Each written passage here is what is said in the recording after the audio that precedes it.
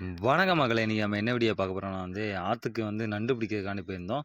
அப்போக்குள்ள அந்த ஆத்துல நீர்வாட்டுல ஒரு சொறி ஒண்ணு வலிஞ்சு வந்துச்சு. சொறி மீன்னா ஜெல்லி மீன்கள் சொல்லுவோம்ல. இது கொஞ்சம் அழகா இருந்துச்சு. ஒரு பிங்க் கலர்ல ஒரு சொறி ஒண்ணு வந்துச்சு. அத கையால எடுத்து பார்த்தேன். சொறி மீன்கள அதிகபட்சம் நம்ம கையால பிடிக்கக்கூடாது. ஆனா இந்த சொறி மீன்கள் அந்த அளவுக்கு அரிப்பு இருக்காது. அதனால தான் நான் கையில தொட்டு பார்த்தேன். அந்த மாரி சுரியமீன்கள் என்னன்னா அந்த நீரா வழிஞ்சு போகக்குள்ள தரப்பகுதியில போய் சில சொறி மீன்கள், அதாவது ஜெல்லி ஃபிஷ் போய் தரப்பகுதியில போய் ஏறி கடந்துரும். அப்படி இறந்தும் போயிரும்.